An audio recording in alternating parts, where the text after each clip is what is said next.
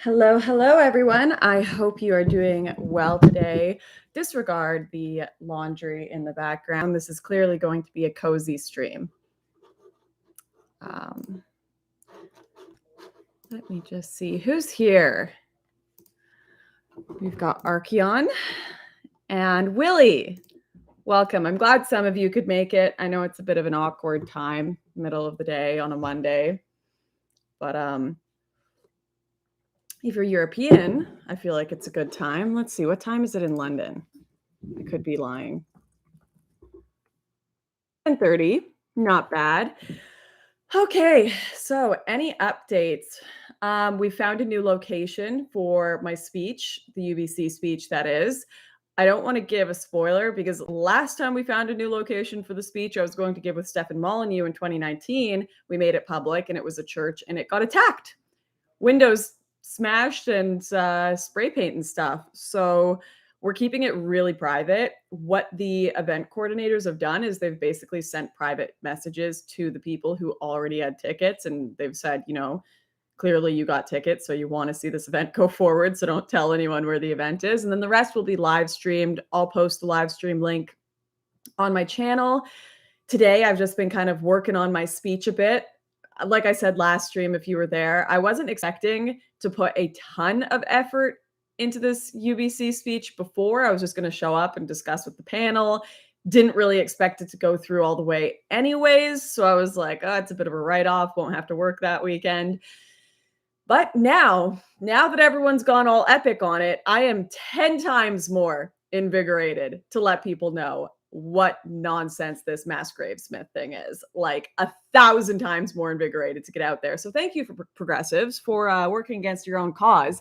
Every day when I check the mass graves documentary now, it's got like 1,000 more views. That's 1,000 more people, probably from our city as well, Vancouver and around Canada, that have watched the mass graves hoax documentary.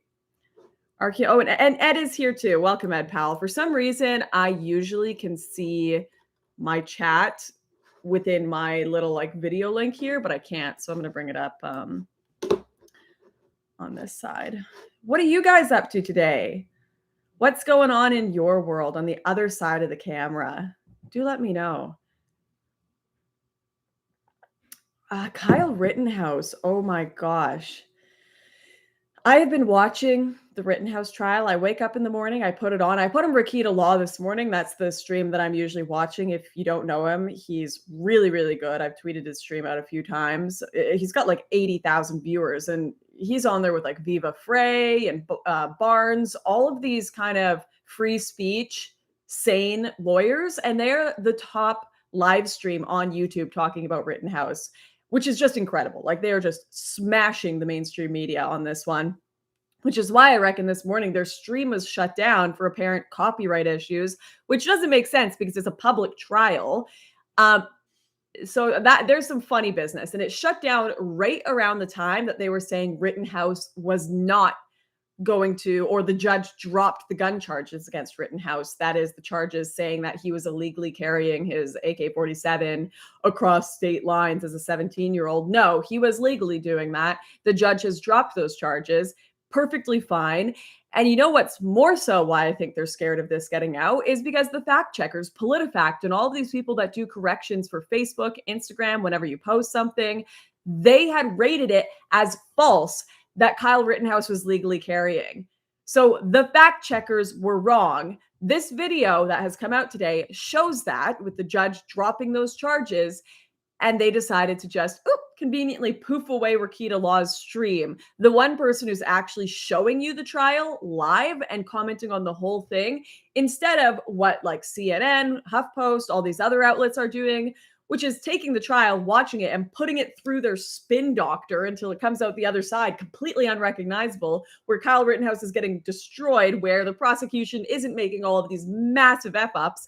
But it's almost so bad for the prosecution that it's almost impossible to hide. Even Anna Kasparian came out, and she's already done this before, but she did again. She is like, listen, I was wrong about this case. You have Hassan Piker and all of these big lefties going to full copium mode. Hassan is like, this is this is just the system of white supremacy. We can't trust the system of we can't trust the system of white supremacy, the system that sent Derek Chauvin to jail, the guy who went on George Floyd's neck, right? We can't try. Okay, I guess we should let Chauvin out of jail, shouldn't we? Because clearly that was just a system of white supremacy that charged him, and none of it's accurate. Like, shut up. Shut up. It's unbelievable how these people operate. All right. AR-15. Sorry, not AK-47. My bad.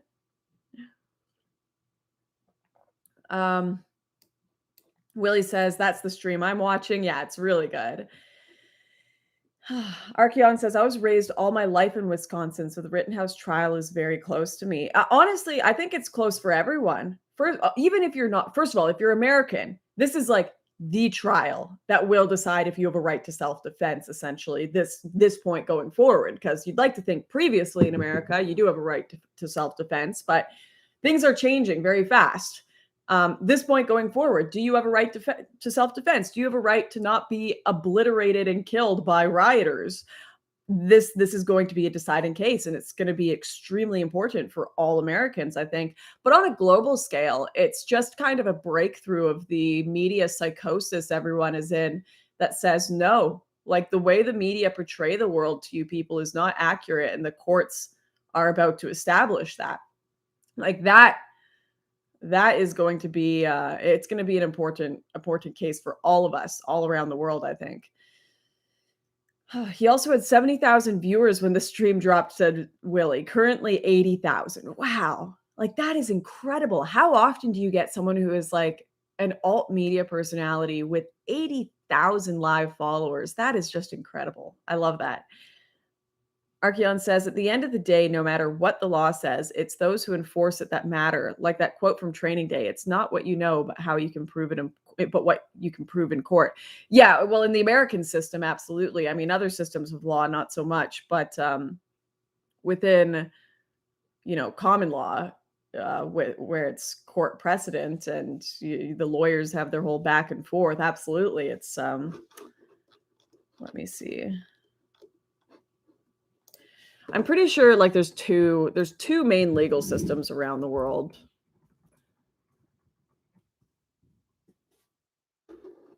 Okay, so there are 5 legal systems in the world today. That's interesting. Yeah, so from what I've understood, it's civil law and common law. And civil law is more focused on the rules.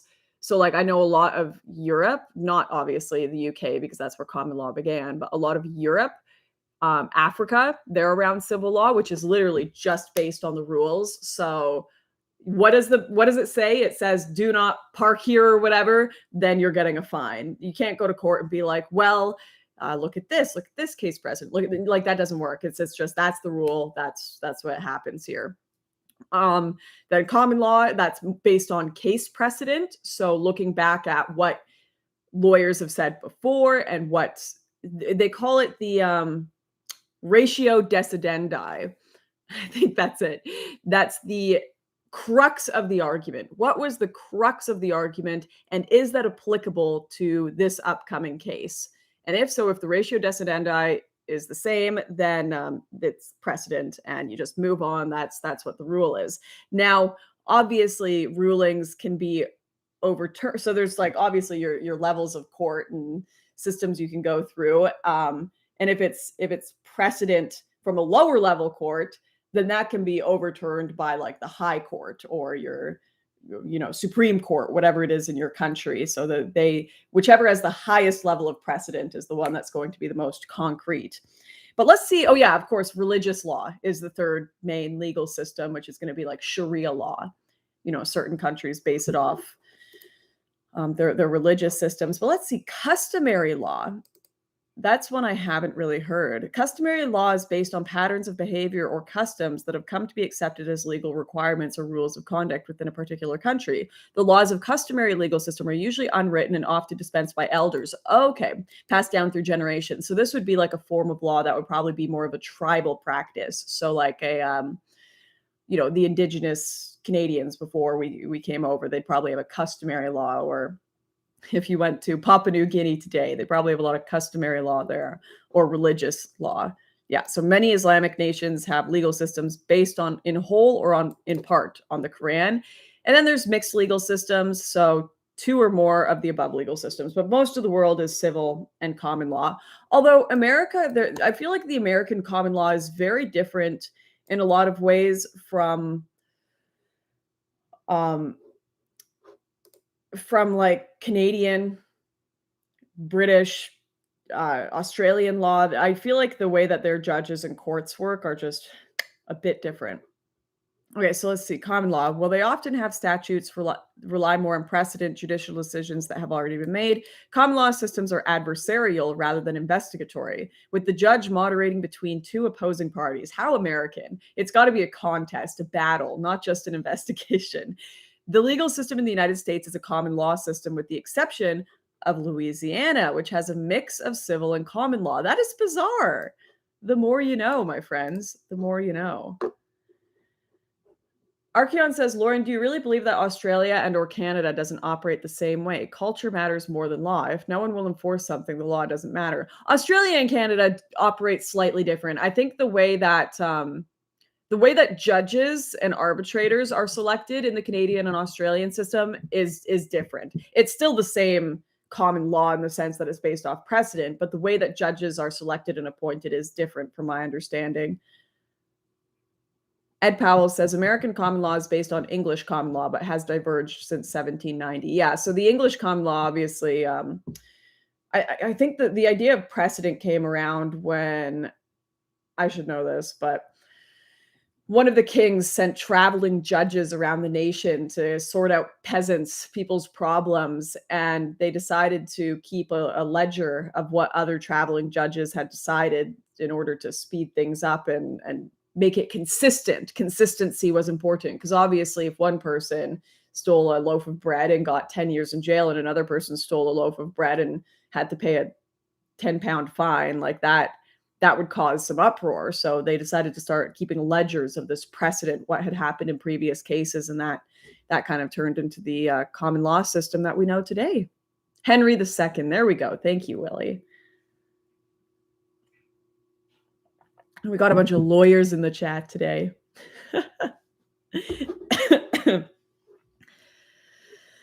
Ed Powell says, if you can't defend yourself against a psychotic pedophile communist attacking you in the middle of a riot, who can you defend yourself against? Yeah, exactly.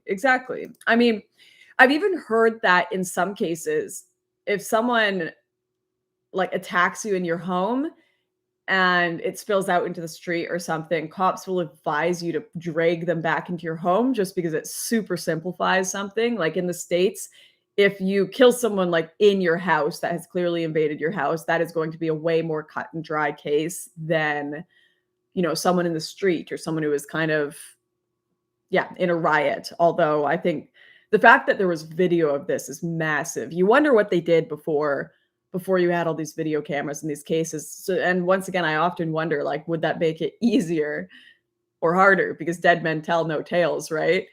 Oh yeah, he attacked me. No video, nothing to prove it. So I don't know. Or you look at the Brian Laundrie case I wish we knew what happened there.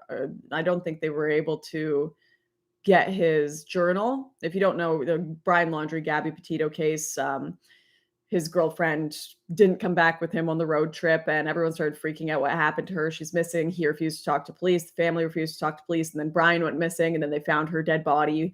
And it looked like she had been strangled, but we never got to hear what actually happened in that situation. What we do know is Brian Laundrie, after this occurred, came back to his house, spoke to an attorney and decided to run away.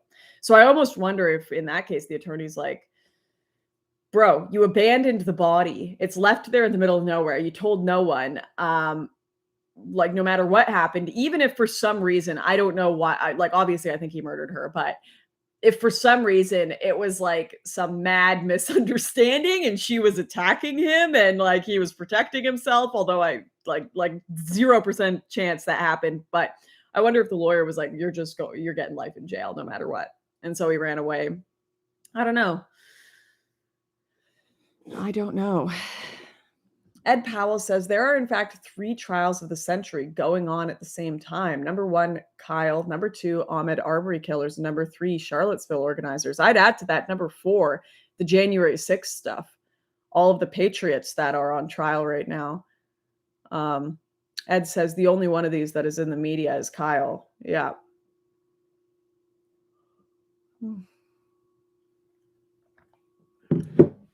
Archeon said, I love when the judge chewed out Binger for scolding Kyle about using his constitutional rights. Oh, the memes that have come out of this are just beautiful. Fantastic. Well, Binger did this to Binger. I can never, I don't know.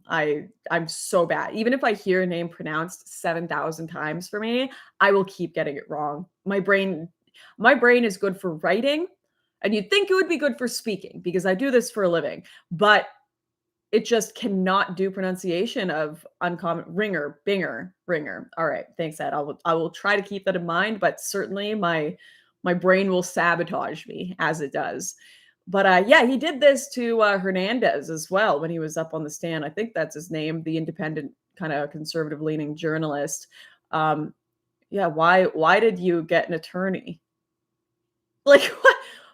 Just questioning people's constitutional rights all over the place. It's absurd. Oh, I'm nervous though, because you never, even though the case is so obviously going in Kyle's direction, you just never know with the jury. You don't know who's on the jury. You don't know what they're going to say. I also find it funny, I will mention this, that you have people freaking out. I saw it was trending on Twitter. You know, when it's one of those non-organic trends where you can see that Twitter has decided to put an article up there in the trending section, but it was the majority of the jurors are white in the Kyle Rittenhouse trial. This is a serious problem. And I almost thought to myself for a second, I don't know about that. If I were to pick a jury, if I were on trial for anything of this sort for self-defense, I'd pick an all Asian jury. 1,000%. 1,000%. They'd be like, they hate criminals. They hate them with a passion. They just will have none of it. You look at the crime rates in Japan, the investigators have to be working on cases of people's missing panties from their laundry line because they've got nothing to do. They've got their top level FBI doing the case of the missing, dog bowl because they got nothing to do there in Japan. Even in the cities, people just don't break the law. Of course, it happens here and there, but it's like so low. Their crime rates are incredibly low. Asians have zero tolerance for criminals, zero. So I would take a jury of all Asians if I had to pick.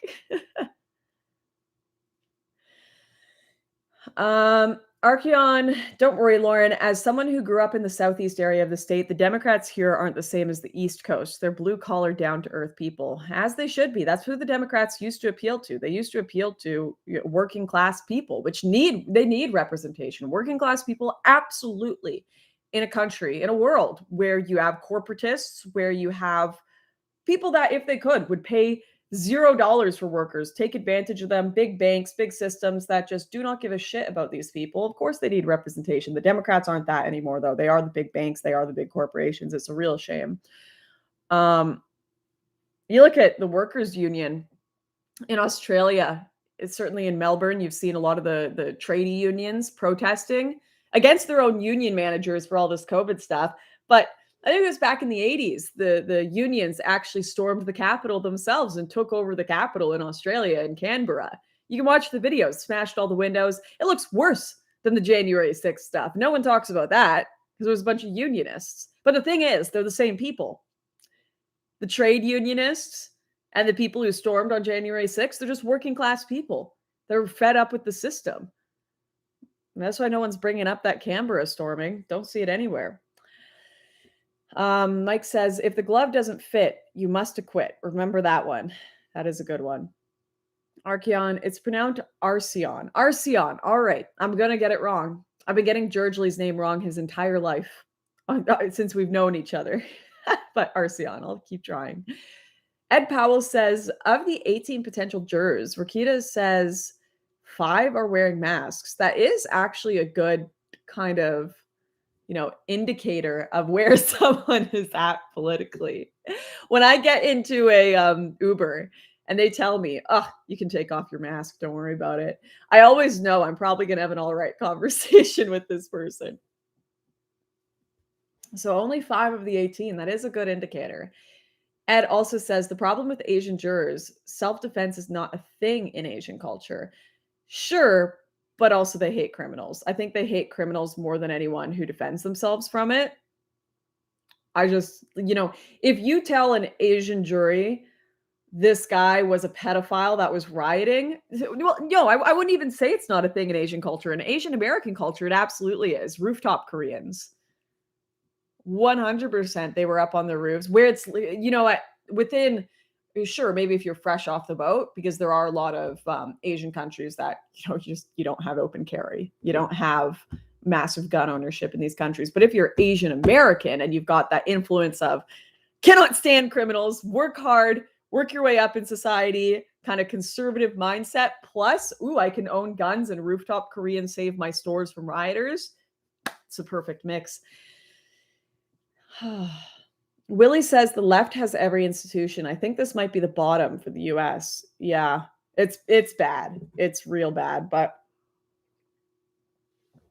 I don't know. I think that they can only keep up a facade that is so surface level for so long. I don't know anyone who believes in this big kind of lefty progressive stuff going on publicly at anything deeper than surface level. Like, I love, of course, a lot of people I went to high school with, a lot of people that I work with or that I've hired for completely non-media related things just in my day-to-day life. They have pronouns in their bio and on their Instagram and that kind of stuff, but it's super surface level. They do that because it's normal. They do that the same way, people who put their birthday on their Facebook page because that's what I'm supposed to do, right? It's not like they've got any real political ties to that on an ideological level. They just want to be accepted in the day-to-day life and society. It would be no different than that's why I really enjoy that meme from American Psycho where they put the legal, like, Patrick Bateman's like card with the he him or she her on it, because it shows that yeah, this character from American Psycho would absolutely put that on his bone white card and show everyone how progressive. He's so progressive. He's so with it with the times. It's beautiful. Oh my goodness. It doesn't matter. It doesn't matter if you're a sociopath, psychopath, or genuine political revolutionary. You're going to do whatever's going to move you forward in life more. And right now it's the progressive stuff publicly. But as soon as people don't have to do that anymore, they're going to be so sick of it. So sick of it. And I just think it's going to be bad. It's going to be like one of those moments from Mean Girls where it's like, who here has been personally victimized by Regina George? And the whole crowd is just like, me, and completely turns on this cultural fad. Oh, Mike says the 1992 LA riots, I was lucky to be there. Lucky. I guess the lucky is in quotes. Lucky to see a historical moment. And I'm not so lucky to be there. Willie says, I'm optimistic. They would have won by now. Yeah, they've briefly won through fear, but I think that people can only live in fear for so long. I don't think that's not how humans were meant to live.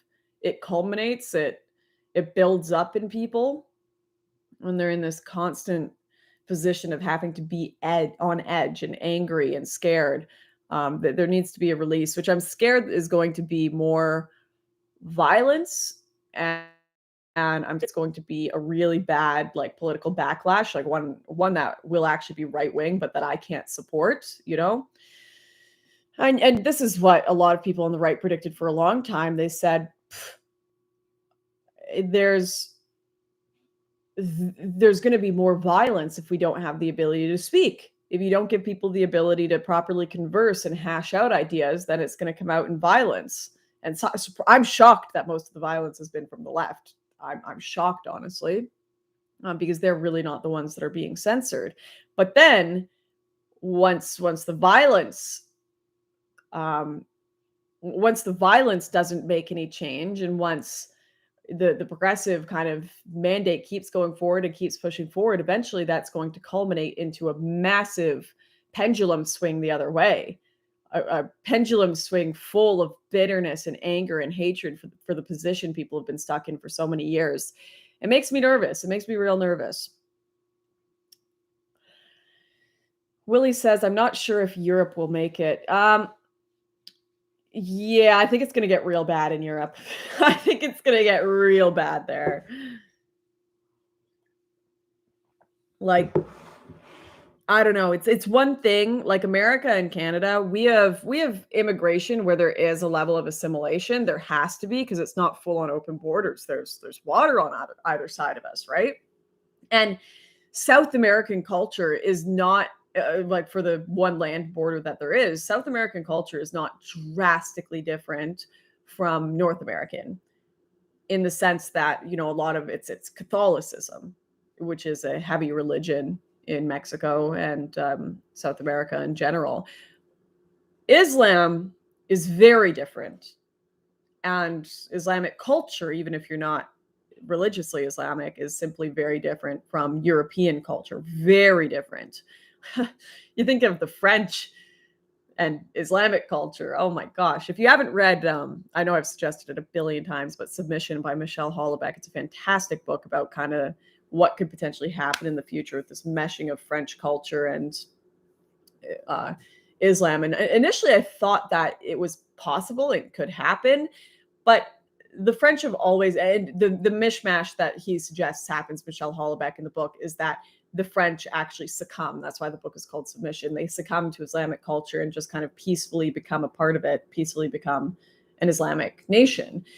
I think the French are too riot heavy, and they like their sex too much. They like their sex and bacon and good food.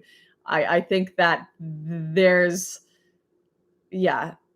they're provocateurs, both philosophically and in spirits, in reality. They riot, they've got their traditions. Every May Day, they're out there rioting, fighting the police, whether it be for any decent reason or not. They're out there rioting. And on a philosophical level, all of the biggest lefty progressives questioning religion and any sort of tradition or customs they've all come out of France. And well, I think that they've deconstructed to a destructive level. That's not going to mesh with a system like Islam, which is so focused on customs, traditions, kind of strict boxes that people live in. It's going to be interesting. That's how I'll put it. And here's the thing. The West is shifting constantly. Western culture and all these nations, they are shifting to different cultural trends, whereas Islam has stayed stagnant. So when these two things meet, when you have the battle of ideas, the West is very in flux. Islam is like a rock. It's just going to dominate that. Ed Powell says, okay, enough politics. How are you doing? How is your son doing being separated from his father? When do you think you'll be able to get back to your new home? When do you think you'll try wavy hair? Well, I have a flight back in December. It was canceled like 4 times. I was supposed to be back by now, obviously, in Australia. But I'm fingers crossed that flight in December doesn't get canceled. So let's just hope for the best. My son's doing really well, really, really well. He's not much of a talker, as in, like, I was a late talker too as a kid. I didn't talk until I was like 3. So he's not talking yet, which I kind of love and hate at the same time. On one hand, I'm like, you need to tell me what you want, sir. On the other hand, I don't know. There's just kind of something beautiful about someone not being,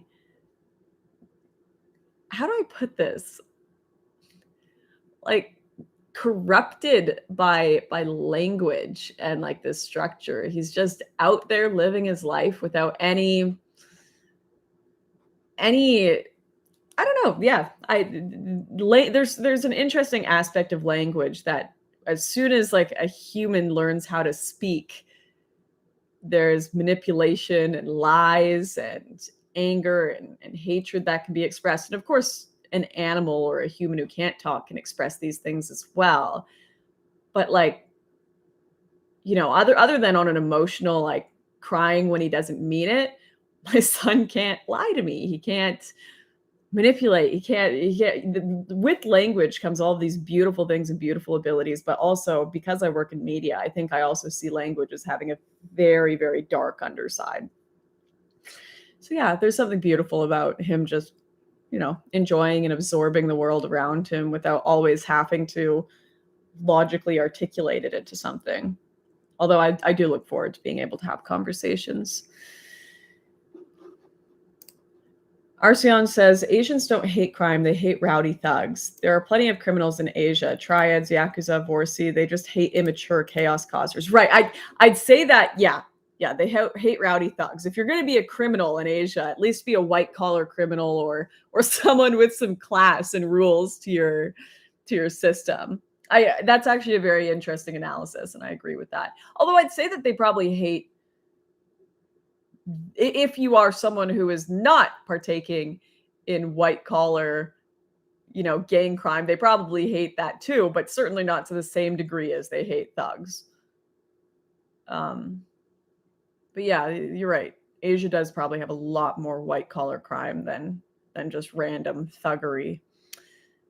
It's just a little higher level crime, which does help. It's not helpful in the sense that economically it can really screw you over. But it's helpful in the sense that on a day-to-day level, there's a general sense of respect amongst fellow people and not fearing having to go on the subway like you do in New York. There's a general level of safety. Mike says, no wavy hair. I suppose I didn't answer that question. Okay, I'll explain. You really want to get into the details because I'm going to have to create a beauty YouTuber channel if you want to get into the details of my wavy hair. So I stopped dyeing my hair like maybe a year ago. That is bleaching it. What am I doing here? Yeah, so I stopped bleaching my hair maybe a year ago, and it still got, I'd say, like a tiny bit of bleach at the ends here, like a tiny bit of highlights. Can I find one? I'd say like, yeah, like that's probably got a bit of bleach in it there. And this hair, when it dries after the shower, it dries really nice and smooth and it goes down all right. The hair down here, because it's still got some bleach in it, it poofs up like a lion's mane. So I'm not gonna go back to my nice kind of natural wave until I've got all natural hair. Because then I don't have to worry about it when it dries out of the shower, it doesn't turn into an ugly lion's mane. And you want to know the science behind that. So when you bleach your hair, you're removing pigment. So this, obviously there's pigmentation in there, and the pigment makes it thicker-ish. Bleached hair can feel thick, but that's actually because it's kind of just, it's expanded but hollow and straw-like. So it'll expand and be kind of straw-like, and there's not much to it. Whereas this will be kind of thin and compact, your natural hair, but it'll stay down because it's heavier. It's not just kind of this hollow piece of straw. What was I saying? That's why, so this is why when people want to go a different hair color, so if someone has black hair and they want their hair to be red or they want it to be blue or something, they have to bleach it first because it's already full of pigment. You can't, it's like trying to draw with a pink marker over a sheet of paper you've already, painted black or whatever. You're not going to see it. It's already full of pigment. So you have to remove the pigment and then insert different pigment. Someone who is blonde is way more likely to be able to go to a ton of different colors than someone who isn't blonde. So this hair down here is susceptible to pigment, and I could add pigment to it, but it's still never going to be the same as before it was bleached because it's always just going to be this hollow husk of hair.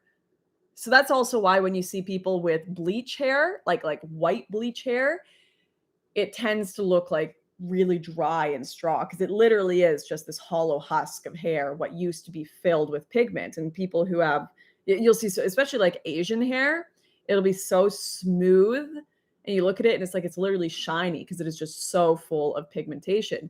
Although I do wonder about black hair, how that works, because they have really poofy kind of dry afro hair with lots of pigment. I'm going to Google this. I'm curious. I'm sorry. This is what we're doing on stream.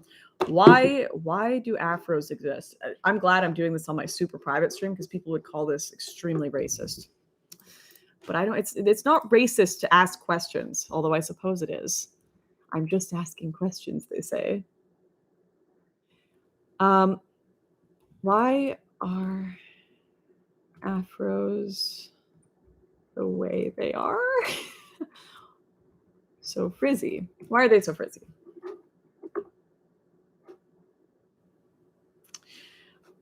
All right. Okay, so curly hair in general as well, just like no matter what your ethnic group is, like that's obviously a very genetic thing, and that comes from having different like textured dry hair, also just the way it grows out of the scalp. Okay. Different genetic groups have observable differences in the structure, density, and growth rate of hair. With regard to structure, all human hair has the same basic chemical composition in terms of keratin production content. Franborg et al. Have found that black hair may differ in distribution of lipids throughout the hair shaft. Classical afro-textured hair has been found to be not as densely concentrated on the scalp as other follicle types. Okay, see when I say that, like density, like that density is what causes a lot of hair to fall more flat. So that my hair that has more pigment in it will fall more flat than my bleached hair because it's more dense. Specifically, the average density of afro-textured hair was found to be approximately 190. Oh, they're talking about the amount of hair. Never mind. 190 hairs per square centimeter. This was significantly lower than that of Caucasian hair, which on average has approximately 227 hairs per square centimeter. Luce Rama found that afro-textured hair grows at an average rate of 256 micrometers per day. Caucasian hair grows at approximately 396 micrometers per day. In addition, due to a phenomenon called shrinkage, kinky hair that is given length when stretched straight can appear much shorter when allowed to naturally coil, obviously. Shrinkage is most evident. Okay, but I want to know why. Okay, the shape of the hair follicle determines the hair's curliness. An individual hair's shape is never completely circular. The cross-section of the hair is an ellipse, which can tend towards a circle or be distinctly flattened. East Asiatic heads of straight hair are formed from almost round hair follicles, producing straight hair. Caucasian hair follicle forms oval shape, which is wavy. Afro-texture has a flattened cross-section and is finer, and its ringlets can form tight circles. Interesting.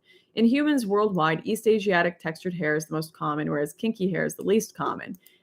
This is because the former hair texture is typical of large populations in the Far East. Oh, things you didn't know today and probably didn't even care to know, but I find it very interesting. I almost wonder if that's like based on how like melanized your skin is, like how thick your skin is based on like melanin production. Because like Asian cultures, they tend to be very, very pale, like literally like super thin skin, so less density for the hair to push through. I don't know. I could be literally just making that up. All right. So Lauren, then why did you decide to be a platinum blonde back in the early days? Okay, so when I was a kid, like I'd say 10 and younger, I had like white hair, like platinum white hair. And then it started to go, this is like typical of people that are very blonde. It started to go darker and darker as I got older. And this color that I have right now, having natural colors when I was in high school was really unpopular. Like, I don't know, you wanted to be brunette or blonde. You didn't want to be this like mousy in between color. It was so normal and boring. But now it's actually pretty popular to be your natural hair color. Like no one cares. It's I'd say more the natural look is good. You look at Gigi Hadid or Barbara Palvin, these big models, and they've got like the same hair color as me and go natural. Yeah, so it was definitely like a style thing when I was younger. And then also, what happened is I started bleaching it a little more when I was younger. And then as my hair got darker underneath, I was like, oh my gosh, it looks so different from how I looked before. Like I used to be this white blonde even naturally. So I kind of just wanted to keep it at what I was used to. But yeah, it really damaged my hair, especially when I was traveling, because traveling, there's actually more interesting hair knowledge that you guys totally want to know and are totally interested in. Have you heard of hard water before? I'll just wait for the chat to catch up.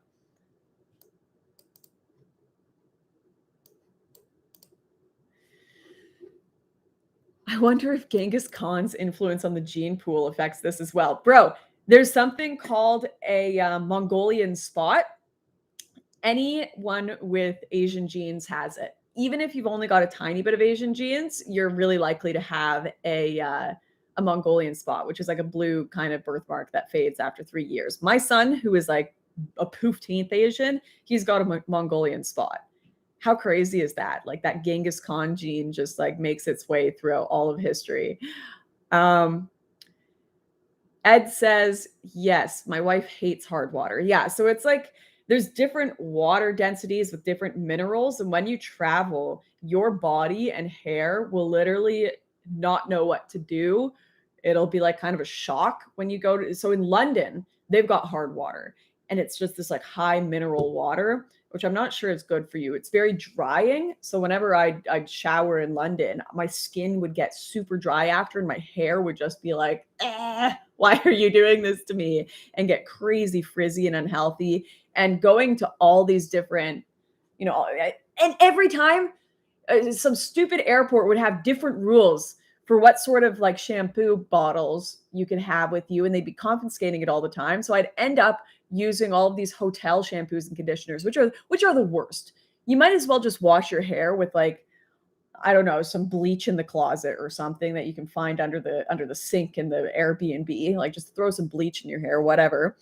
Use the dish soap. Like I swear, hotel shampoos should be illegal. They need to ban that. For the amount of stupid money I've spent bleaching my hair, thank goodness I am saving that because it can be expensive. It just destroyed it. Traveling using the type of shampoo and the type of conditioner you use can make or break your hair as well, especially if it's bleached. You have to have I swear, you have to be like a Kim Kardashian rich to actually keep up bleach blonde hair and have it look good. It was bad. You can even go watch Farmlands. That was like where I was like, this is over. This has to end. Although I kept bleaching it after, mostly by mistake, because I'd go into barbers and be like, hey, just a few highlights, and then they just bleach my head. But you can see the ends of my hair in Farmlands are literally just like completely broken wisps. For all of the men, this is so much hair knowledge for you. There's something called split ends. Your hair is probably too short to ever notice it, but it's where I've got none. Wow, my hair's really good right now. It's where one piece of hair will literally get so broken, it will split into two pieces, and then it'll split and keep splitting all the way up. And you'll just have two like really unhealthy broken strands of hair where there used to be one. And that's why you'll see people that'll have like nice, flat, smooth hair and then like ugly, like frizz at the bottom, because it's all split ends. It's all broken hair and it never looks good. Yeah. I should have just become a hairdresser. It would have made my life a whole lot easier, my friends. Oh, I've got a spot on my nose. If we're going to start talking about beauty, it's like one of those horrible deep spots too. Go right back to high school here. Why don't I? You take the G out of hard water and it might taste better. Ed, now what's with the cat eye makeup? We're really going into deep lore here. This is the whole costume. The whole Lauren costume. If I get the good TV dress on and the fake eyelashes, then it'll be full Lauren. I don't know. I just like the cat eye. I think it's makeup to women is what war paint is to men. True, on a genuine level, because women are not very strong on a physical level, they do have to focus more on being smart. And I don't want to say manipulative, because I don't see it as manipulation as much as it is like verbal judo. So like women have to focus more on how they present, how they speak, how they can influence a room with their voice and with their mind, than how they can influence a room with their presence and through physical fear. And so I think a lot of women genuinely on a makeup level, when you do your makeup, it is like your war paint. It's like, I have to go in with a bit of prowess. I have to get respect out of someone on a mental level because I'm not going to get it from them on a physical level. And I'm not even like making this analysis as like some feminist thing. Like that's just a reality. A woman walking into a ring is not going to make a man afraid of her when she is half his size and has half his muscle density. That's just a reality. And unfortunately, in a day-to-day level, even if you're just walking into an office building, that old brain, that lizard brain we all have, is making calculations all around us 24/7 about who to fear, who to respect. And a lot of those calculations are going to be based off of physical aspects. Even with politicians, they have done studies on this that male politicians, the taller they are, the more people respect them and want to vote for them. If you are like a 4 foot tall male politician, you're going to have a bad time. Good chance you're going to have a bad time. Or female politicians, if your voice is deeper, you're more likely to win an election. You're more likely to get respect. So that natural instinct to respect power and come towards power, and power being encompassed by depth of voice, height, assertiveness, these physical features, as much as these what someone actually says and what they have to offer, that can really establish a lot for a person in your day-to-day life.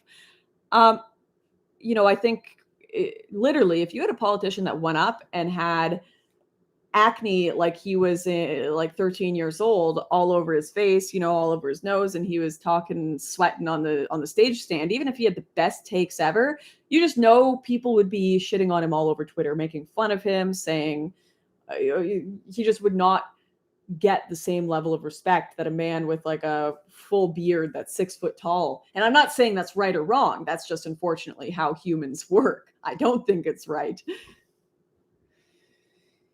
Arceon says makeup for women is actually more like good pair jeans for men. Yeah, yes and no. Yes and no. Who was the last bald politician, said Ed Powell. Yeah, that's actually a good point. There aren't very many. It's so weird. I actually don't think being bald looks bad. In my opinion, I think bald can be very, very handsome on men, but that's just a personal opinion of mine. But I think there's just like this general, on a base level, people don't like it for some reason. I don't know. I don't know. It's weird. Based on that, you should be able to win every election, says Arceon. I'm not that tall. I'm like 5'7", so I don't know about that. I do have a deep voice, though. There have been several. Oh, Jesse Ventura. Is he bald? Yeah, he is, isn't he? I haven't seen or heard of Jesse Ventura in a long time. He's like half bald. He's got the hair going down the sides. At some point, I'll tell you right now, if any of my friends, male friends in the chat are balding, just cut it off. Just like go bald. Go all out. Doing this like half like copium, holding on to it, it's never a good look. Bald looks good.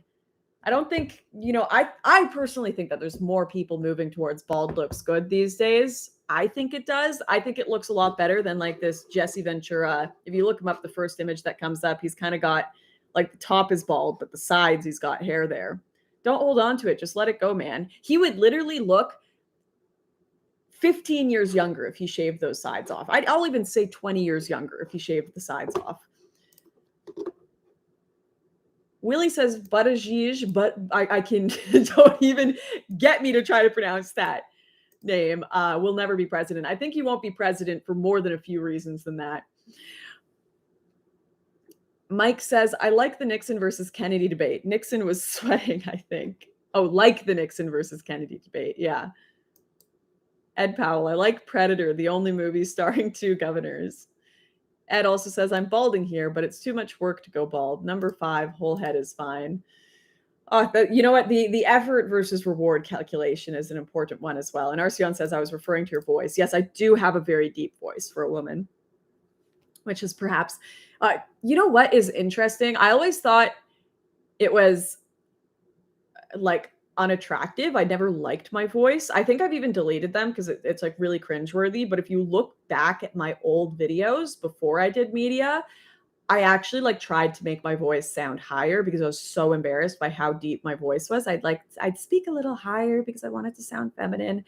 And people saying what eventually happened is I just would end up in like real life average conversations or be doing interviews, and I'd break the trying to keep my voice higher, and people would notice and be like, actually, Lauren has a really deep voice and I like it. And I've gotten more comfortable with my deep voice over the years, but I was really insecure about it. I'll be real.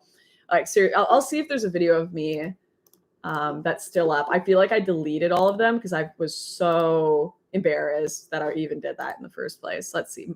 Date added oldest.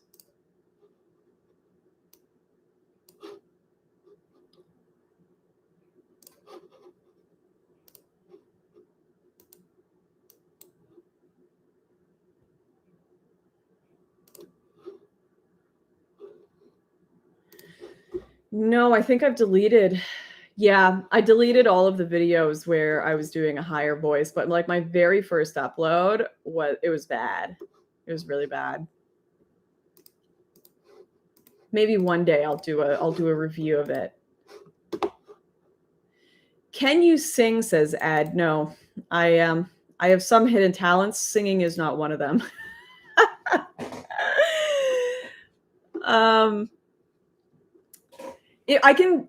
The problem with singing is because I have such a deep voice, I can do like a consistently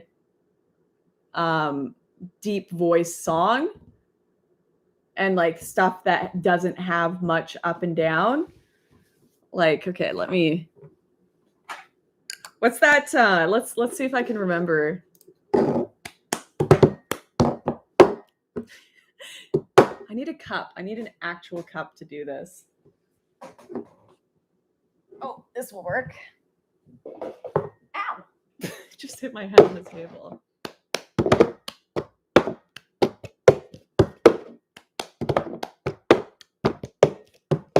I got my ticket for the long way round. 2 bottles of whiskey for the way. But I still could use some sweet company. I'm leaving tomorrow, what do you say? When I'm gone, you're gonna miss me when I'm gone. You're gonna miss me by my walk. You're gonna miss me by my taco. You're sure gonna miss me when I'm gone. So I can do like, I'm not good at singing and I messed up that, but I can survive if I needed to. Lauren is Anna Kendrick. We went from Kyle Rittenhouse to talking about your masculine voice. Yeah, this has taken a weird spin.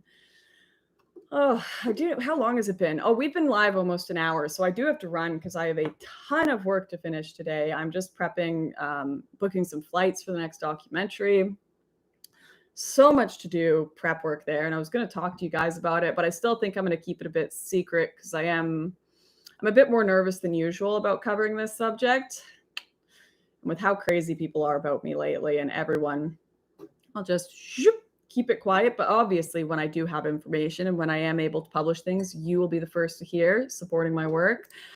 Ed says, do you know all the lyrics to Advance Australia Fair? I do not. Arsion says, what do you think? I'm a mole or something? Nope. But I don't trust people. You're disappointed in me for not knowing all the lyrics to Advance Australia Fair? I'm sorry.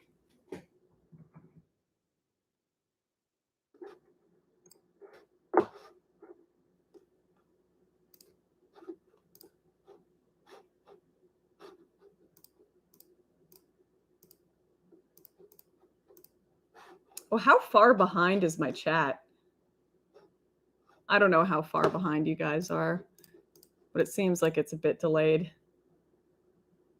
There's only a few of us. Next time, Zoom. That's actually not a terrible idea. We should do that. We need singing all the time now. No, I can't. No, that is producers clubbing up content. I'm more disappointed that you didn't know who Trapped is. I have to introduce this white girl to Breaking Benjamin, 3 Days Grace, 9 Inch Nails, Apocalypse, Shine Down. Oh man. Oh, I see. I don't really that I do most genres of music, but I really don't do that kind of music, my friend. I'm sorry. That's very hardcore for me.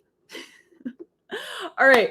I am going to head out. I really appreciate you guys hanging out, supporting everything I do. I've got some good stuff coming up. Well, obviously, I have to focus on the speech first. And then I'm going to be MIA for 2 weeks filming this documentary.